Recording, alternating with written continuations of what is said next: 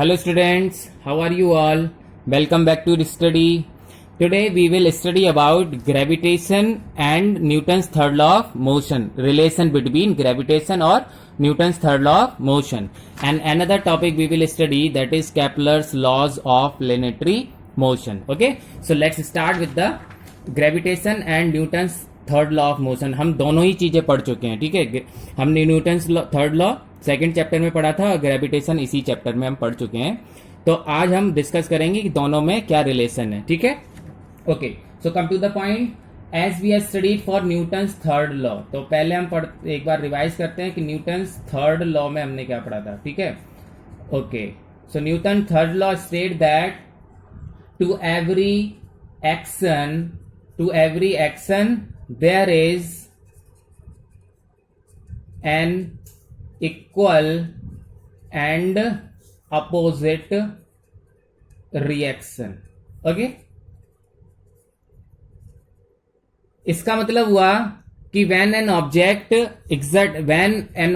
A exert a force on B F1, तो फिर B is also exert a force F2 on A, and that is what A is equal and opposite to F1 is equal and opposite to F2.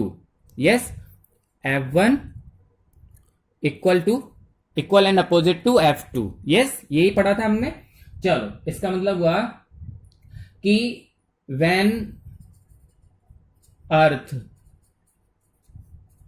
exert a force of attraction, Earth exert a force of attraction on, okay, when the Earth exert a force of attraction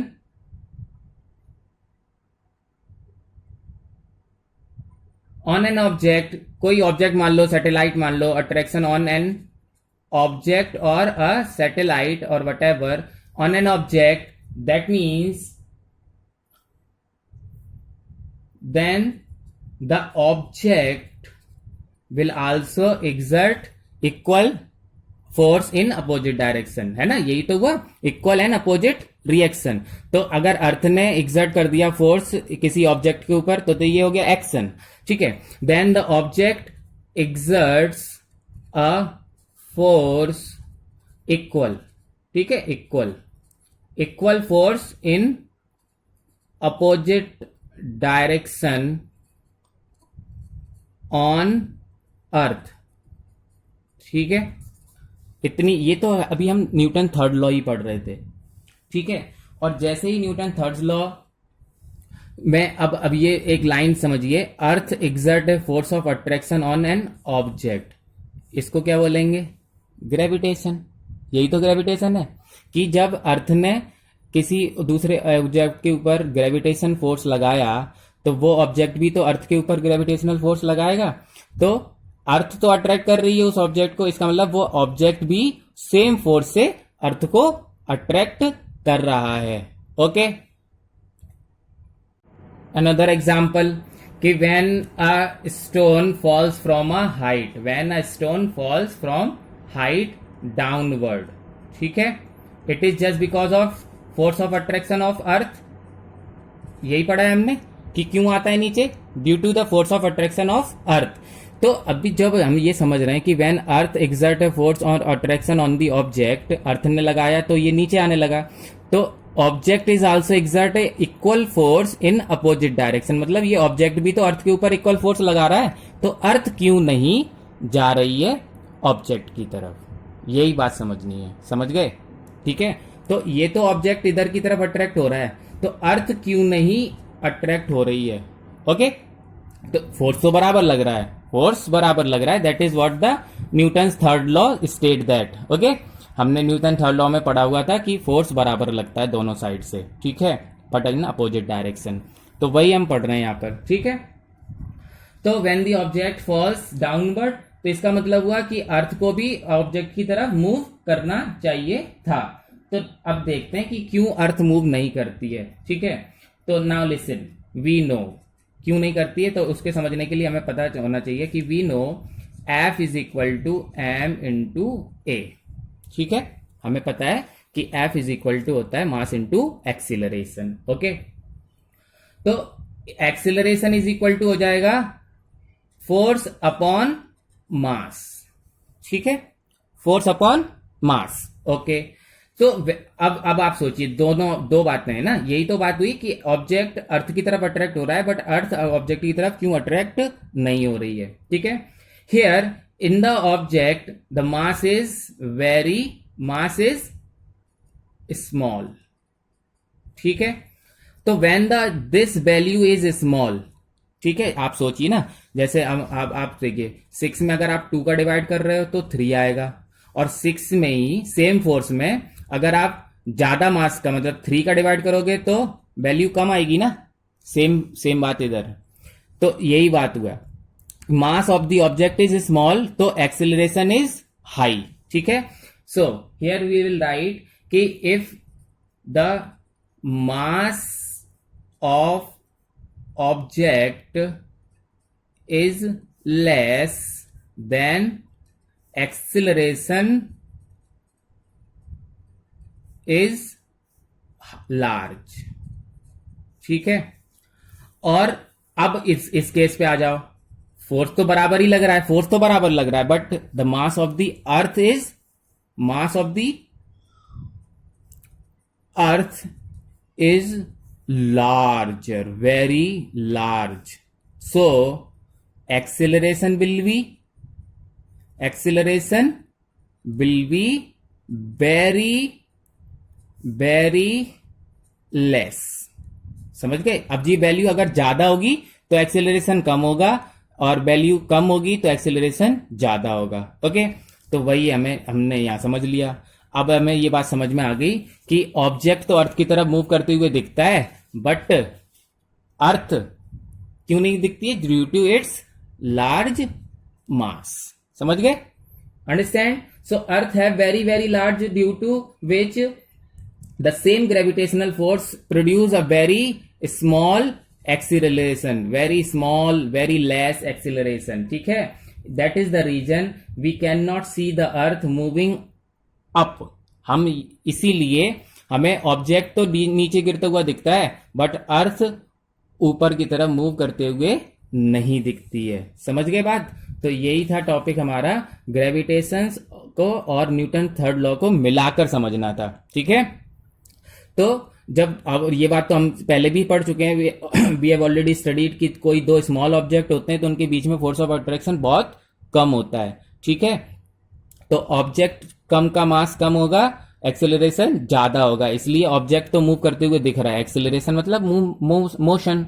ठीक है, but earth का मास बहुत बहुत ज्यादा है, इसलिए acceleration बहुत बहुत कम है, और वो हमें दिखाई नहीं देता है। ठीक है, एंड दैट कारण वी कैन नॉट सी, है ना, द अर्थ मूविंग अपवर्ड, इसलिए हमें अर्थ मूव करते हुए अपवर्ड नहीं दिखाई देती है। Understand?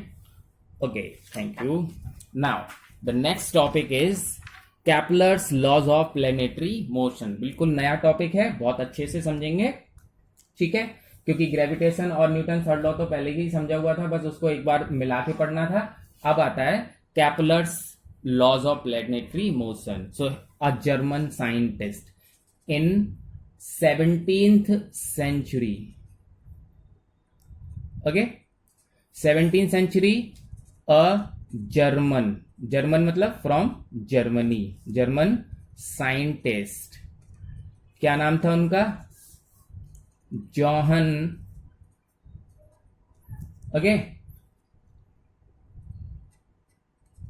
Kepler. 17th century German scientist John Kepler, okay, studied, क्या बताया उन्होंने? Studied the motion of planet around the sun. ठीक है, motion of the planet around the sun की को कैसे मोशन करते हैं, किस तरह से चलते हैं, कितनी स्पीड रहती है, कम रहती है, ज्यादा रहती है, इस तरह की स्टडीज को इन्होंने किया था। कब? 17th सेंचुरी में। Okay, and that laws are given by Kepler's, that is known as Kepler's laws of planetary motion. तो यहाँ planetary motion का मतलब हुआ motion of the planet, ठीक है. तो Kepler's के law motion of the planet के बारे में, ठीक है. तो motion of the planet का इन्होंने स्टडी किया और 3 laws he has given, 3 laws. Okay, he has given 3 laws, 3 law दिए उन्होंने, ठीक है. तो फर्स्ट पढ़ते हैं अब. First law of planetary motion. क्या कहा उन्होंने फर्स्ट लॉ में? What is the first law of planetary motion, ठीक है. या ऐसे भी लिख के आ जाए आपको what is the first law of planetary motion, या लिख के आ जाए state and explain the first law of Kepler's first law, ठीक है. प्लेनेटरी मोशन ना लिखा हो तब भी केपलर्स के लॉज में प्लेनेटरी मोशन के लिए यही दिए थे उन्होंने. तो that is what first law of planetary motion. So what he said, now listen very carefully. Okay, he said every planet, ठीक है, every planet revolve around the sun in an elliptical orbit. ये बिल्कुल नई बात है, elliptical orbit. समझ में आ रहा है? सर्कुलर ऑर्बिट नहीं है. मतलब जो प्लैनेट्स होते हैं वो सर्कुलर, जैसे ये सन है तो ऐसे सर्कुलर मूव नहीं करते हैं, ठीक है. तो कैसे करते हैं? अगर ये सन है तो ऐसे ओवल शेप में, ऑर्बिटल मतलब, ठीक है. इसको बोलते हैं इलेप्टिकल ऑर्बिट. अभी मैं डायग्राम बना के समझाऊंगा आपको. पहले हम लोग स्टेट कर लेते हैं पहले पूरा फर्स्ट लॉ क्या है. So every planet revolves around the sun in an elliptical orbit and with the sun situated. Sun कहां है फिर उसमें? Situated at one of the two foci of the elliptical orbit. ये स्टेट किया था उन्होंने. क्या किया था? फिर से मैं समझा रहा हूं कि the planets are revolving around the sun in elliptical orbit. देखिए, सर्कुलर कैसा होता है? सर्कुलर. बट इलेप्टिकल कैसा होता है? ऐसे. Okay, so the planets are revolving around an elliptical orbit. और for your kind information कि जैसे sphere has one center, जो सर्कल होता है उसका एक सेंटर होता है, but in ellipse there are 2 center, ठीक है, 2 focus. उन सेंटर को बोलते हैं फोकस. क्या बोलते हैं? फोकस, ठीक है. और दो फोकस होते हैं, उनको बोलते हैं फोकी. जैसे बॉय होता है, फिर बॉयज होता है. तो फोकस तो सिंगुलर फोकस, और प्लूरल फोकी, ठीक है. तो एन इलिप्ट हैज 2 फोकी. अब आप डेफिनेशन पढ़ते जाएंगे. Every planet revolves around the sun in elliptical orbit. Let suppose this is Mercury, ठीक है. Okay, it is revolving around the sun in an elliptical orbit and the sun is situated at the one of the 2 foci. ये 2 focus हैं, इसमें से किसी एक पर है. ऐसा नहीं बोला है कि लेफ्ट वाले पर है या राइट वाले पर है, ये नहीं है. It is up to you. आप अपने आप मान लीजिए कि इस पर है या इस पर है, ठीक है. किसी ओनली वन पर है, तो इन दो में से किसी एक पर है. So let suppose I am talking here, this is what? Sun. Okay, so if it is sun, that means the Mercury is revolving around the sun in an elliptical orbit and sun is on one of the center. So this is the diagram for first law of planetary motion. समझ गए? ये diagram किसके लिए हो गया?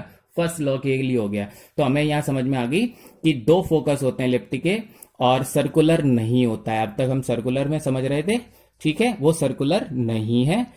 Okay, कैसा है? Elliptical. तो कैसी है? Elliptical. Okay, it is elliptical orbit. और मरकरी, फिर अगर वीनस होगा तो वीनस भी ऐसे ही मूव करेगा. Venus, earth, okay, then earth, Mars, in that way only. Okay, so this is what the first law. समझ गए? So now comes to the second law. Before starting second law एक चीज और समझते हैं, ठीक है. So okay, now we have studied, अब तक हमने ये पढ़ लिया कि the planets are revolving around the sun in an elliptical orbit. मैंने फिर से बना दिया. And sun is on the one of the centre. हम हर बार इधर ही बना देंगे, ठीक है. मतलब बीच में नहीं बनाना है. फॉर योर काइंड इन्फॉर्मेशन मैं फिर से बोल रहा हूं, दो सेंटर होते हैं तो आप एक डॉट को तो खाली छोड़ देंगे और यहां सन बनाएंगे. डन, ठीक है. सेंटर पे नहीं बनाएंगे, और ठीक है, सर्कुलर नहीं है. दो सेंटर होते हैं तो एक सेंटर पर है सन, ठीक है. And this is the planet revolving around the sun, ठीक. ओके, तो अब ये दो पार्ट हो गए. मैं आपको बहुत अच्छे से समझा रहा हूं. ये दो पार्ट हो गए. एक तो एक वो पार्ट जिसमें सन है, एक वो पार्ट जिसमें सन नहीं है, ठीक है. अब इसको क्या बोलेंगे? फार्दर साइड, ठीक है. फार्दर, फार फ्रॉम सन, मतलब फार मतलब होता है दूर, एंड ये क्या है? नियर फ्रॉम सन, ठीक है. ये फार है और ये नियर, ठीक है. Now the part which is far from sun is called aphelion. क्या बोलते हैं उसको? Aphelion. And the part which is near the sun, ये जो एरिया है जो नियर है सन के पास है, दैट इज कॉल्ड पेरीहेलियन. इतनी बात समझ में आ गई, ठीक है. तो इन एपहेलियन जो प्लैनेट्स मूव्स स्लोअर, ठीक है. Planets moves with slower speed, slow move करते हैं यहां, ठीक है. इस एरिया में यहां से लेट सपोज कि यहां अगर ये प्लैनेट ऐसे रिवॉल्व कर रहा है तो यहां slow slow slow slow move करेगा, और जैसे ही इधर आएगा सन के नियर वाले पार्ट में आ जाएगा, मतलब पेरिहेलियन में आ जाएगा, तो वहां स्पीड कैसी हो जाएगी? फास्ट, ठीक है. मूव्स फास्टर, ठीक है. Faster speed. समझ गए?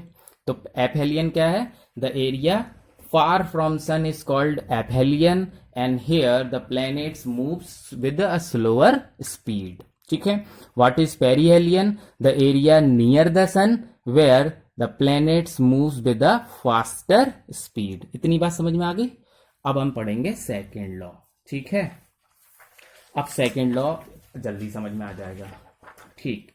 Now the second law of planetary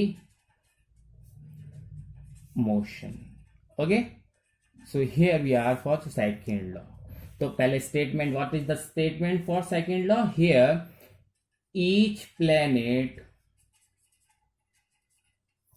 revolves around the sun in such a way that they sweep equal area, okay, in such a way that the line joining the planet, they sweep equal area in equal intervals of time by line joining the planet to the sun. थोड़ा बड़ा सा है लेकिन diagram समझेंगे फिर समझ में आ जाएगा, है ना. फिर से रिपीट कर रहा हूँ. ये जो है अभी हमने पढ़ा, ये तो हमें मालूम पड़ गया है कि फर्स्ट लॉ में हमने पढ़ा कि the planets revolve around the sun in an elliptical orbit. ये तो फिक्स हो गई बात, ठीक है.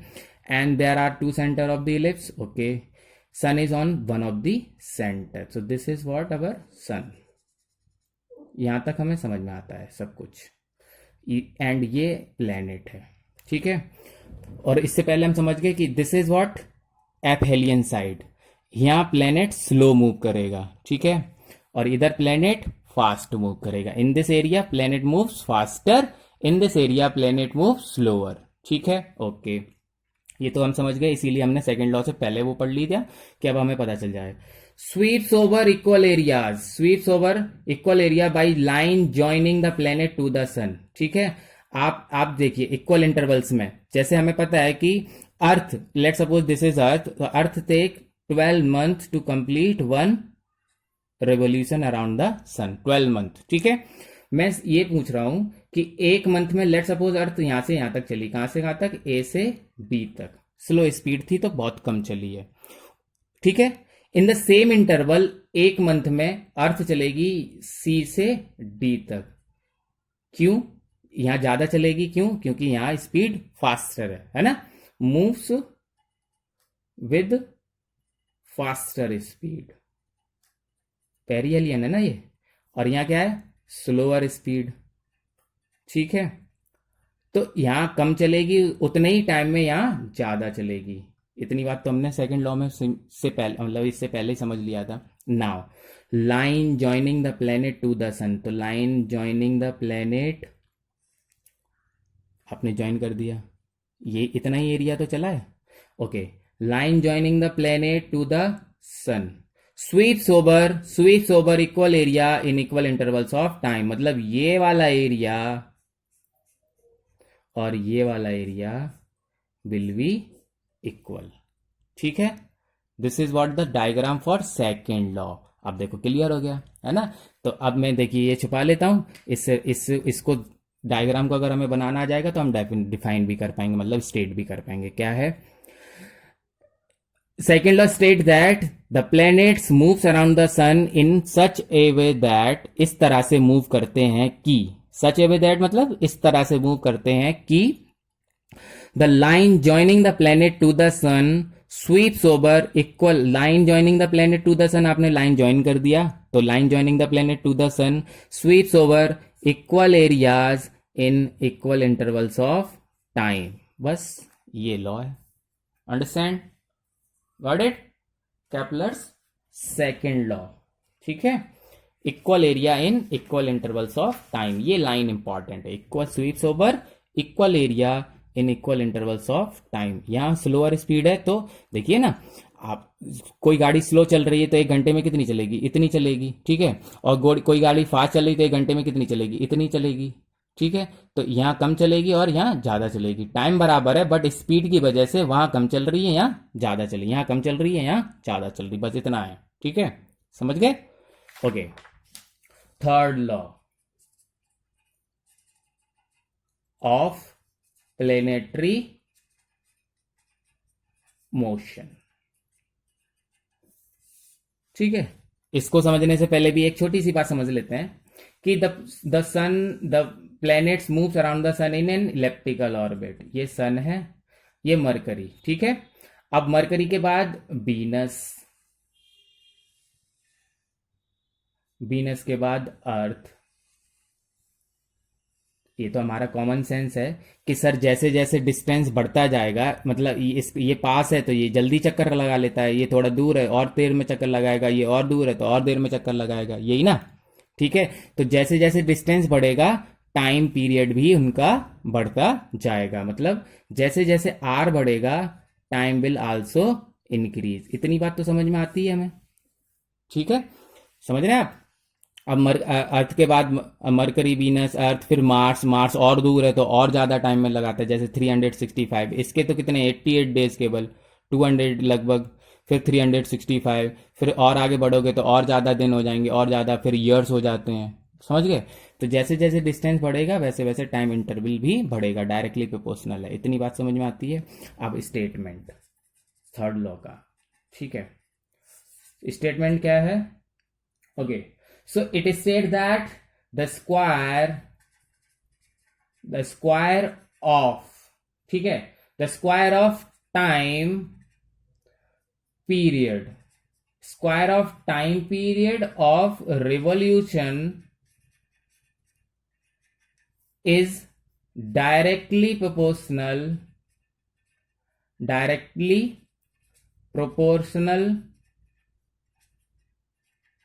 to the cube of, okay. So it is stated that the square of time period of revolution of planet around the sun is directly proportional to the cube of, ठीक है, cube of इस किसका, distance का, okay, cube of distance from sun. देखो जो लिखा है उसी को हम वर्डिंग में लिख देंगे। तो square of time period, square of time period is directly proportional to the cube, cube मतलब 3 पावर लगती है ना, cube of distance from sun. तो डिस्टेंस फ्रॉम सन तो आर है, टाइम पीरियड टी है, तो डिस्टेंस फ्रॉम सन आर का cube. Square of time period taken by the planet is directly proportional to the cube of the distance from the sun, ठीक है। Okay तो sir अब आपको एक बात याद मैंने दिलाई थी कि जब हम डायरेक्टली प्रोपोर्शनल हटाते हैं तो एक कांस्टेंट लगाते हैं, तो हम इक्वल करेंगे तो यहाँ लिख देंगे कांस्टेंट इनटू आर क्यू, ठीक है।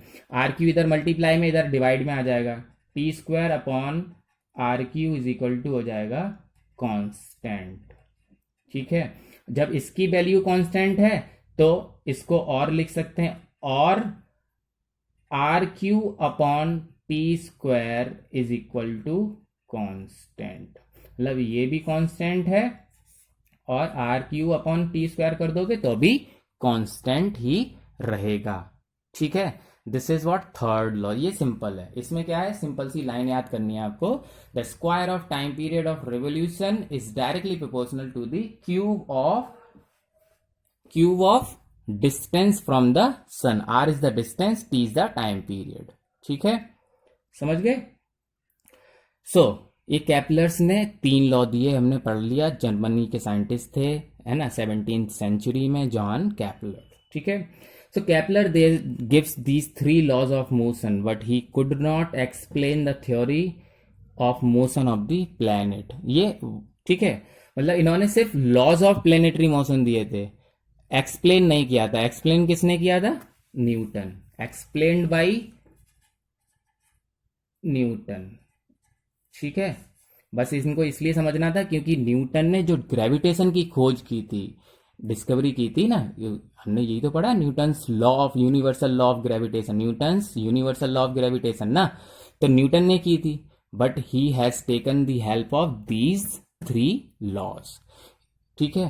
केपलर्स के 3 लॉ की यूजेस किसने किया था, न्यूटन ने, अंडरस्टैंड, इसलिए ये पढ़े हैं, ठीक।